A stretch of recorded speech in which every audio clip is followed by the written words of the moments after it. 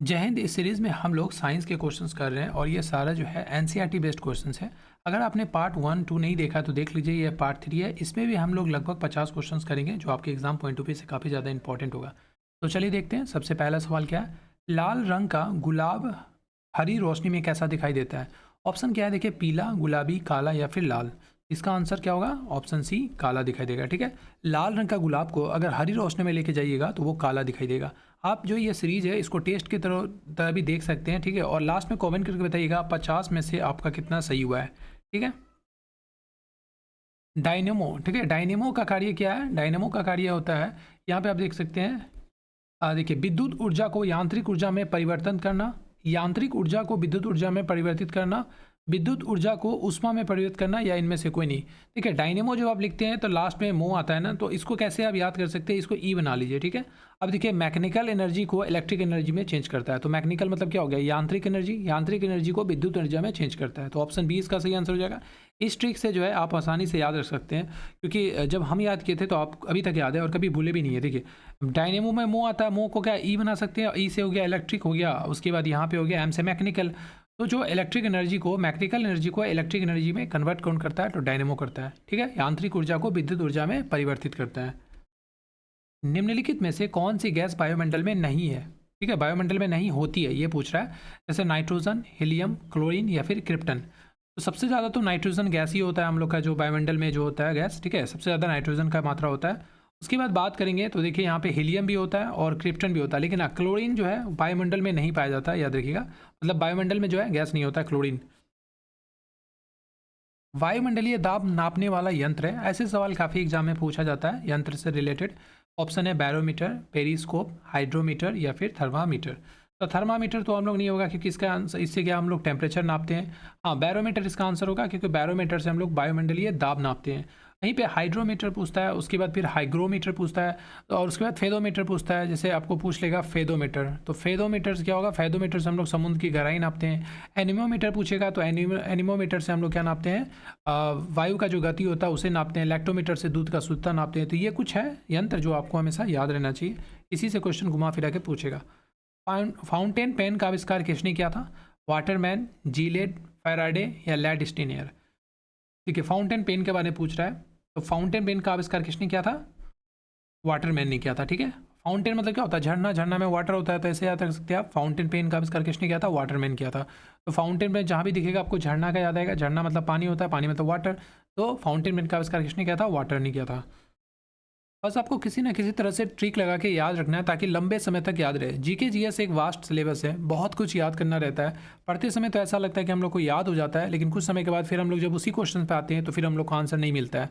लेकिन ट्रिक लगा के याद करते हैं ना कहीं ना कुछ ऑप्शन की मदद से आपको याद आ जाता है। वोल्ट किसका मात्रक है? विद्युत धारा का, प्रतिरोध का, विभवांतर का या विशिष्ट प्रतिरोध का? तो आंसर क्या हो जाएगा? ऑप्शन सी इसका सही आंसर हो जाएगा। विभवांतर इसका बिल्कुल सही आंसर होगा। ठीक है, वोल्ट किसका मात्रक है? विभवांतर का। इसको कैसे डिनोट करते हैं? वी से डिनोट करते हैं। ठीक है, और ये क्या होता है? ये सिंबल होता है आपको ओम का, यानी कि रेसिस्टेंट। ठीक है, निम्नलिखित में से किस वैज्ञानिक ने वंशानुगति के सिद्धांतों को खोजा था? काफ़ी वीवीआई क्वेश्चन है, वेरी वेरी इंपॉर्टेंट क्वेश्चन है। ऐसे सवाल एग्जाम में आपको देखने को मिलेगा। क्या है? डार्विन, मेंडल, डी ब्रिज या फिर लेमार्क ने? तो आई होप इसका आंसर आपने लगाया होगा। इसका जो सही आंसर है ऑप्शन बी इसका सही आंसर है, मेंडल ने। ठीक है, मेंडल। आप देखे होंगे कि मटर के दाने के जो उस पे खोज की निकाला था, मतलब सिद्धांत किया था, और इसीलिए जो है ये मेंडल इसका आंसर हो जाएगा। वहीं पे बात करेंगे डार्विन का, तो सापेक्षता का सिद्धांत लेकिन आइंस्टीन ने दिया था, याद रखिएगा। सापेक्षता का सिद्धांत किसने दिया था? आइंस्टीन ने दिया था। ये क्वेश्चन बनता है, आइंस्टीन ने दिया था। पेनिसिलिन का आविष्कार किसने किया था? अलेक्जेंडर फ्लेमिंग ने, डार्विन ने, फैराडे ने या रॉबर्ट कोच ने? तो पेनिसिलिन के बारे में अगर जब भी आपसे सवाल करें तो आपको बताना अलेक्जेंडर फ्लेमिंग ने दिया था। किसके बारे में? पेनिसिलिन का खोज किसने किया था? अलेक्जेंडर फ्लेमिंग ने किया था। ठीक है, और सापेक्षिकता का सिद्धांत किसने दिया था? आइंस्टीन ने दिया था। उसके बाद हम लोग बात करेंगे रॉबर्ट कोच के बारे में, तो ये आपको सेल कोशिका से रिलेटेड है। चेचक के टीके का आविष्कार किया था? Priestley, Robert Koch, Edward Jenner, Edison. तो एडिशन तो नहीं होगा। एडिशन क्या था? थॉमस अल्वा एडिशन ने बल्ब का आविष्कार किया था। और प्रिस्ले ने ऑक्सीजन का खोज किया था। एडवर्ड जेनर इसका सही आंसर हो जाएगा, यानी कि ऑप्शन सी सही आंसर होगा। एडवर्ड जेनर ने चेचक के टीके का खोज किया था। और हाइड्रोजन की खोज किसने किया था? Presley, Macmillan, Charles, Cavendish. तो जब भी हाइड्रोजन से सवाल करेगा, हाइड्रोजन की खोज किसने किया था, तो आपको बताना है कैवेंडिश ने किया था। ठीक है, ऑप्शन डी। ऐसे सवाल आपको एग्जाम में आता है। जीवों के द्विनाम पद्धति का जन्मदाता है। काफ़ी इंपॉर्टेंट क्वेश्चन है, कई बार एग्जाम में पूछा हुआ सवाल है ये। ठीक है, चाहे एसएससी हो, रेलवे हो, बीपीएससी, टीआरई हो, ऐसे सवाल बनता है। Mendel, Linnaeus, Lamarck, Darwin. तो आंसर क्या हो जाएगा इसका? लीनियस। जब ब्लीचिंग पाउडर की कार्बन डाइऑक्साइड के साथ क्रिया कराते हैं तो क्या होता है? या गैस को अवशोषित कर लेता है, क्लोरीन गैस निकलती है, कोई प्रतिक्रिया नहीं होती है, या फिर कैल्शियम क्लोराइड बनाती है। देखिए, ब्लीचिंग पाउडर के बारे में पूछेगा और आपको जैसे जिप्सम हो गया, ब्लीचिंग पाउडर हो गया, बेकिंग सोडा हो गया, वॉशिंग सोडा हो गया, ये सब का केमिकल फार्मूला पूछेगा, तो हम लोग देखेंगे अभी। और लेकिन हाँ, इस क्वेश्चन का आंसर लगा लीजिए। इसका आंसर हो जाएगा ऑप्शन बी, क्लोरीन गैस निकलता है।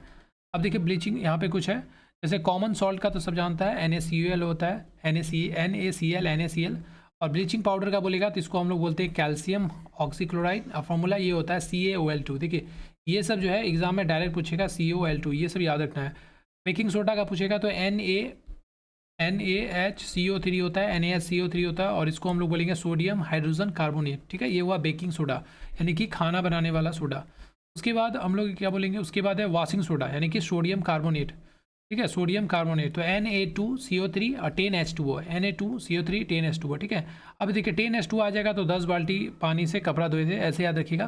खाना तो नहीं बन सकता ना 10 बाल्टी से, तो हाँ 10 बाल्टी पानी से क्या कपड़ा धोए थे, तो ऐसे ट्रिक से याद रख सकते हैं। वॉशिंग सोडा जहाँ भी दिखेगा तो आपको याद रखना है Na2CO3 10H2O होता है, जिसको हम लोग सोडियम कार्बोनेट भी बोलते हैं। और बेकिंग सोडा को सोडियम बाइकार्बोनेट भी बोलते हैं। ठीक है, सोडियम बाइकार्बोनेट भी बोलते हैं। प्लास्टर ऑफ पेरिस, जिसको POP भी बोला जाता है। कैल्शियम सल्फेट हेमीहाइड्रेट इसको बोलते हैं। ठीक है, CaSO4, उसके बाद हो जाएगा हाफ H2O, ये वाला याद रखना है, CaSO4 हाफ H2O। अब देखिए यहाँ पे जिप्सम जो है, जिप्सम के बारे में कई बार सवाल बनता है, तो इसका फॉर्मूला क्या होता है? CaSO4 2H2O, CaSO4 2H2O। ठीक है, जिसको हम लोग क्या बोलेंगे? Calcium sulphate dihydrate. ये जो चार्ट है आपके एग्जाम पॉइंट ऑफ व्यू से काफ़ी इंपॉर्टेंट है, इसलिए यहाँ पे लगा हुआ है, याद रखना। इस चार्ट को लिख के यहाँ पे जो भी है, केमिकल नेम भी डायरेक्ट एग्जाम में पूछता है, केमिकल फार्मूला भी पूछता है। देखिए, सबसे छोटी अंतःस्रावी ग्रंथि है, जिसको हम लोग एंडोक्राइन ग्लैंड बोलते हैं, कौन है इसमें से? पिट्यूटरी, यानी कि पीयूष, परावटु, यानी जिसको पैराथायराइड ग्रंथि बोलते हैं, अधिवर्कक एड्रिनल, या फिर वृषण। इसका तो सबसे पहले आंसर हो जाएगा पीयूष ग्रंथि, जिसको हम लोग मास्टर ग्रंथि भी बोलते हैं, जिसको पिट्यूटरी ग्रंथि भी बोलते हैं। अब देखिए ये कहाँ पर है, यहाँ देखिए, यहाँ पर है, ये वाला जो है ये है पिट्यूटरी ग्रंथि। ठीक है, पिट्यूटरी ग्रंथि। और यहाँ पे जो होता है ये होता है पीनल, उसके बाद हाइपोथैलेमस, ये सब ग्लैंड है। और यहाँ पे देखिए गले के पास होता है ये पैराथायराइड ग्रंथ, थायराइड ग्रंथ। ठीक है, और इसी हार्मोन में डिसबैलेंस होता है तो क्या होता है? घेगा रोग होता है। अब ये देखिए, ये थाइमस है, ये थाइमस, जैसे जैसे एज होता जाता है ना, तो थाइमस जो है ये भी खत्म होते जाता है। ठीक है, याद रखना है, ये भी थाइमस। उसके बाद ये किडनी है, ये दो किडनी, किडनी के ऊपर जो दिख रहा है आपको ये वाला जो है, ये एडिनल ग्रंथि इसको बोलते हैं, एड्रिनल ग्रंथि। ठीक है, इसको करो या मरो बोलते हैं, इमरजेंसी हार्मोन भी बोलते हैं, करो या मरो हार्मोन भी बोलते हैं, इमरजेंसी हार्मोन बोलते हैं किसको? एड्रिनल को। ये भी याद रखना, सवाल बनता है। वहीं पे ये पत्ते के जैसा जो दिख रहा है ये है पैनक्रियास। पैनक्रियास यहाँ से निकलता है, क्या निकलता है? यहाँ से इंसुलिन हार्मोन निकलता है, जो सवाल पूछा जाता है। पैनक्रियास से में जो इंसुलिन हार्मोन निकलता है, अगर उसकी कमी हो जाए शरीर में, तो शुगर लेवल बढ़ जाता है, जिससे क्या होता है? मधुमेह रोग होता है। उसके बाद यहाँ बात करते हैं, अगर फीमेल का पार्ट लेते हैं, बॉडी पार्ट फीमेल का, यहाँ पे आपको देखिए ओवरी देखने को मिलता है, ओवरीज, 2 अंडा रहता है फीमेल का, तो ये ओवरीज है। ठीक है, उसके बाद बात करते हैं अगर मेल का, तो यहाँ पे दिख रहा है टेस्टीज, इसको बोलते हैं टेस्टीज, यहाँ पे हो गया टेस्टीज। ठीक है, वीडियो को लाइक कर दीजिएगा अगर अभी तक आपने वीडियो को लाइक नहीं किया है तो। निम्नलिखित में से किसमें कोबाल्ट उपस्थित रहता है? हीमोग्लोबिन, क्लोरोफिल, विटामिन सी, या फिर विटामिन B12? तो विटामिन B12, जिसको हम लोग साइनोकोबालामिन बोलते हैं, इसमें इसका आंसर हो जाएगा विटामिन B12। ठीक है, इसमें कोबाल्ट धातु पाया जाता है। अब विटामिन के कुछ नाम और हम लोग देख लेते हैं, ताकि उस एग्जाम में आपका छूटे ना क्वेश्चन। विटामिन ए को हम लोग क्या बोलते हैं? रेटिनोल बोलते हैं, और इसकी कमी से हो जाता है रतौंधी रोग। ठीक है, विटामिन B1 की कमी से क्या होता है? बेरी होता है, और इसको हम लोग बोलते हैं थायमिन। विटामिन B1 को क्या बोलते हैं? थायमिन। विटामिन B12 को क्या बोलते हैं? सॉरी, विटामिन B2 को बोलते हैं राइबोफ्लेविन। इसकी कमी से पेलेग्रा और या फिर 4D सिंड्रोम रोग होता है। वहीं बात करें B3 का, तो इसको बोलते हैं नियासिन। और विटामिन B3 का कमी हो जाए तो त्वचा का सफ़ेद होना, ठीक है, श्वेत होना मतलब मानसिक रूप से मंद होना, बुद्धि का भी कम होना, ये सब होता है विटामिन B3 के कमी से। देखिए आपको एग्जाम में रासायनिक नाम भी पूछता है और कमी से होने वाला बीमारी भी पूछता है, तो इसलिए ये जो चार्ट है इसको अच्छे से पढ़िए। विटामिन B5 के को बोलते हैं हम लोग पेंटोथेनिक, और इसका कमी से होता था त्वचा का फटना। विटामिन B6 को हम लोग बोलते हैं पायरिडोक्सिन, और इसके कमी से होता है एनीमिया हो गया, त्वचा रोग हो गया, विटामिन B6 की कमी से होता है। विटामिन B7 को क्या बोलते हैं, बायोटीन बोलते हैं, इसकी कमी से देखिए पैरालिसिस होता है, शरीर में दर्द होगा, बाल गिरना होगा, ठीक है, विटामिन B7 की कमी से। विटामिन B11 इसको फॉलिक एसिड बोलते हैं, ये एनीमिया, इसकी कमी से एनीमिया होता है, पेचिस होता है, ठीक है। वहीं बात करेंगे विटामिन B12 को, तो इसको बोलेंगे साइनोकोबालामिन, और सबसे ज़्यादा जो है यही पूछा जाता है एग्जाम में, विटामिन B12, इससे कमी से पीलिया होता है, एनीमिया होता है। विटामिन सी को क्या बोलेंगे, एस्कॉर्बिक एसिड बोलेंगे, ठीक है, विटामिन सी को क्या बोलेंगे, एस्कॉर्बिक एसिड बोलेंगे। और इसकी कमी से स्कर्वी हो जाता है, मसूरों की सूजन होता है, मसूरों में खून आना होता है, ठीक है, मुंह से दुर्गंध आना होता है, ये सब होता है विटामिन सी की कमी से। खट्टे फलों में ज़्यादा पाया जाता है विटामिन सी, जैसे आंवला हो गया, टमाटर हो गया। विटामिन डी के कमी से क्या होता है, रिकेट्स होता है, और इसको क्या बोलेंगे, कैल्सीफेरोल बोलेंगे, ठीक है, कैल्सीफेरोल। विटामिन ई जिसको हम लोग बोलते हैं ब्यूटी विटामिन भी बोलेंगे, याद रखिएगा, ये भी सवाल बनता है, ब्यूटी विटामिन किसको बोला जाता है, तो ब्यूटी विटामिन किसको बोला जाता है, विटामिन ई को बोला जाता है, जिसको हम लोग बोलते हैं टोकोफेरोल, और इसके कमी से होता है कम प्रजनन क्षमता। विटामिन के काफ़ी इंपॉर्टेंट है, फिलोक्विनिन बोलते हैं, इसकी कमी से क्या होता है, रक्त का थक्का न जमना, ठीक है। तो ये विटामिन था, ये बार बार इसलिए मैं डिस्कस करता हूँ ताकि आपको अच्छे से याद हो जाए। यहाँ से सवाल एक ना एक एग्जाम में 100% रहता ही रहता है। अभी यूपीएससी TRE 3.0 का एग्जाम हुआ था, जिसमें पूछा गया था विटामिन B12 में क्या पाया जाता है, तो कोबाल्ट पाया जाता है, ठीक है। विद्युत बल्ब का फिलामेंट किसका बना होता है, क्रोमियम का, टंगस्टन का, तांबा का, या फिर जस्ता का। तो विद्युत बल्ब से जब भी सवाल आएगा और तो ये पूछेगा फिलामेंट के बारे में, देखिए ये है फिलामेंट, इसको बोलते हैं फिलामेंट, ये किसका बना हुआ है, तो टंगस्टन का बना हुआ है, तो ऑप्शन बी इसका सही आंसर हो जाएगा, टंगस्टन, ठीक है। मानव मादा में निषेचन की क्रिया कहाँ पाई जाती है, गर्भाशय नलिका में, गर्भाशय में, मूत्रमार्ग में, अंडाशय में। देखिए ये आपको फीमेल पार्ट है, ये जो बात करेंगे ये क्या होता है, ये होता है ओवरी, जिसको ठीक है अंडाशय बोलते हैं हिंदी में, ये होता है ओवरी, 2 ओवरी होता है आपको, 2 अंडाशय होता है, और इसके बाद ये यहाँ से निकलता है, और यहाँ पे जो है इस योनि से यहाँ पे स्पर्म जाता है, ठीक है। उसके बाद ये है गर्भाशय, यहाँ ये गर्भाशय है, और ये यहाँ से जाकर आपको एक पहुँचता है, यहाँ पे मिलता है, यहाँ होता है निषेचन की क्रिया, ठीक है। और इसको हम लोग क्या बोलते हैं, इसको बोलते हैं हम लोग फैलोपियन ट्यूब, या फिर बोलेंगे गर्भाशय नलिका, या अंडा वाहिनी बोलेंगे, ठीक है, अंडा वाहिनी। तो यहाँ पे ऑप्शन ए में इसका आंसर दिया हुआ है, गर्भाशय नलिका, ठीक है। यहाँ पे होता है निषेचन का क्रिया, उसके बाद जो है यहाँ पे भ्रूण जो होता है बड़ा होता है इसी में, ये इसको बोलते हैं हम लोग गर्भाशय, ठीक है। देखिए यहाँ पे लिखा हुआ है गर्भाशय। चमगादड़ निम्नलिखित में से किस वर्ग में रखा जाता है, श्रीसर्प, पक्षी, स्तनधारी, जल स्थलचर। तो देखिए चमगादड़ के बारे में पूछेगा तो आपको बताना है मैमल्स, यानी कि स्तनधारी के अंदर में रखा जाता है चमगादड़ को। निम्नलिखित में से कौन विद्युत का सुचालक है, एक होता है सुचालक वर्ड होता है, एक होता है कुचालक वर्ड होता है। सुचालक वर्ड क्या होता है, सुचालक वर्ड ऐसा होता है जिससे कि इलेक्ट्रॉन्स हो गया, करेंट्स हो गया, जो पास हो सके, ठीक है। और कुचालक वर्ड क्या हो गया, कुचालक जिससे कि पास नहीं हो सकता है, ठीक है, जैसे प्लास्टिक हो गया, लकड़ी हो गया, ये सब हो गया। निम्नलिखित में से कौन विद्युत का सुचालक है, क्या अक्रिय गैस है, वायु है, प्लाज्मा है, या फिर जल वाष्प है। तो सुचालक के बारे में पूछ रहा है तो इस ऑप्शन के हिसाब से हो जाएगा प्लाज्मा, ठीक है। जिप्सम के विशाल भंडार देश के निम्नलिखित में से किस राज्य में पाए जाते हैं। तो जिप्सम के बारे में भी हम लोग देखे थे, जिप्सम का केमिकल फार्मूला क्या था, CaSO4, यहाँ पे हो जाएगा 2H2O, ठीक है। इसी को जब हम लोग 120 डिग्री सेल्सियस में गर्म करेंगे तो क्या बनता है, तब बनता है POP, जिसको हम लोग बोलेंगे CaSO4, और यह हो जाएगा half H2O, plaster of Paris. अब यहाँ पूछ रहा है कि सबसे ज़्यादा किस देश में पाया जाता है, देश के किस राज्य में पाया जाता है, तो आंसर लगाइएगा राजस्थान, ठीक है, राजस्थान आंसर लगाना है। मध्य प्रदेश का कैपिटल भोपाल है, राजस्थान का क्या है, जयपुर है। उसके बाद अगर कर्नाटक का पूछेगा तो बेंगलुरु है, तमिलनाडु का क्या, चेन्नई है। डोलोमाइट का महत्वपूर्ण उपयोग किस उद्योग में होता है, सीमेंट उद्योग में, इस्पात तथा संबंधित उद्योग में, निर्माण कार्यों में, या फिर उर्वरक उद्योग में। तो देखिए डोलोमाइट का अगर पूछेगा तो आपको बताना है ऑप्शन बी इसका आंसर होगा, इस्पात तथा संबंधित उद्योग में डोलोमाइट का उपयोग किया जाता है। वह गैस कौन सी है जो अक्रिय होते हुए भी अस्थायी नहीं है? काफ़ी इंपॉर्टेंट क्वेश्चन है। ठीक है, ऑप्शन देख लेते हैं, हीलियम, रेडॉन, नाइट्रोजन, जेनॉन। तो आंसर क्या हो जाएगा? रेडॉन। ठीक है, उसके बाद हम लोग देखते हैं नेक्स्ट क्वेश्चन क्या है। माइटोकॉन्ड्रिया से कई बार एग्जाम में सवाल बनता है। यहाँ पूछ रहा है कोशिका में माइटोकॉन्ड्रिया पाए जाते हैं केंद्रक में, केंद्रिका में, या फिर कोशिका द्रव्य में, या कोशिका भित्ति में। तो माइटोकॉन्ड्रिया को, जिसको हम लोग क्या बोलते हैं, पावर हाउस भी बोलते हैं, पावर हाउस, पावर हाउस इसको बोला जाता है। और इस क्वेश्चन का अगर आंसर देखिए तो कोशिका द्रव्य इसका सही आंसर हो जाएगा। ठीक है, कोशिका द्रव्य। गेहूं के दाने में पाई जाने वाली प्रोटीन को कहते हैं एल्बुमिन, ग्लोबुलिन, ग्लूटेलिन, हिस्टोन। तो गेहूं के दाने में जो प्रोटीन पाया जाता है उसको हम लोग बोलते हैं ग्लूटेलिन। ठीक है, ग्लूटेलिन। काफ़ी अच्छा क्वेश्चन है, याद रखना, एसएससी के एग्जाम में ये सब क्वेश्चन बनता है। न्यूट्रॉन तथा प्रोटॉन की संख्या का योगफल को कहते हैं। देखिए, नाभिक में क्या क्या होता है आपको, न्यूट्रॉन होता है, इलेक्ट्रॉन होता है, इलेक्ट्रॉन होगा, इलेक्ट्रॉन में कौन सा चार्ज होता है, तो इलेक्ट्रॉन में नेगेटिव चार्ज होता है। उसके बाद प्रोटॉन होता है, प्रोटॉन में कौन सा चार्ज होता है, पॉजिटिव चार्ज होता है। फिर होता है न्यूट्रॉन, न्यूट्रॉन में कौन सा चार्ज होगा, तो न्यूट्रॉन में जो है आपको कोई चार्ज नहीं होता है, न्यूट्रॉन में न्यूट्रल होता है, ये आवेशहीन होता है। ठीक है, ये आवेशहीन होता है।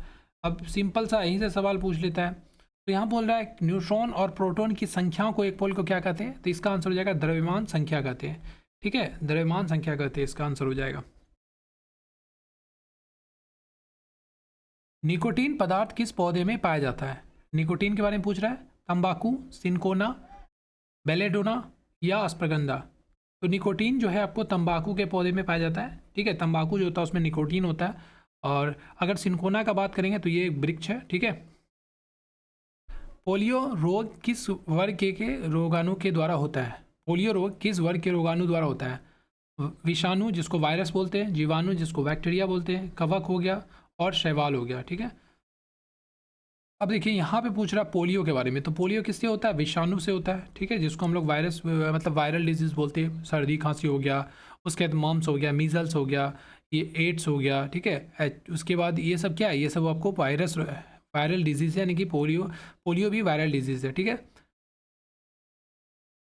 कार्बोहाइड्रेट्स का निर्माण होता है CNO से, CHS से, या फिर CSP से, CHO से। अब देखिए यहाँ पे C क्या है, C यहाँ पर है कार्बन, C यहाँ पर क्या है, कार्बन है।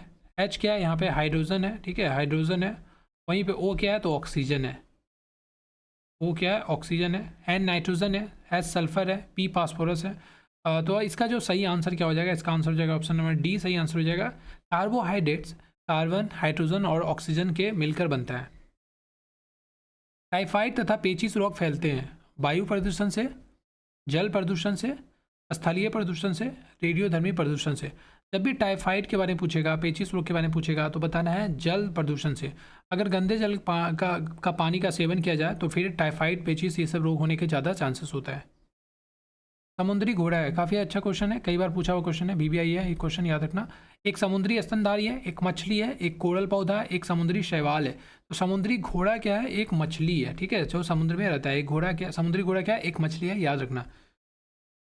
किस मिट्टी में अधिक समय तक आर्द्रता बनाए रखने की क्षमता होती है? आर्द्रता मतलब क्या, ह्यूमिडिटी के बारे में पूछ रहा है। जैसे लाल मिट्टी हो गया, काली मिट्टी हो गया, जलोढ़ मिट्टी हो गया, फिर लैटराइट मिट्टी हो गया। तो यहाँ बोल रहा है सबसे अधिक, मतलब अधिक समय तक, तो इसका आंसर होगा काली मिट्टी। ठीक है, काली मिट्टी आंसर हो जाएगा, अधिक समय तक आर्द्रता बनाए रखने की क्षमता रखता है।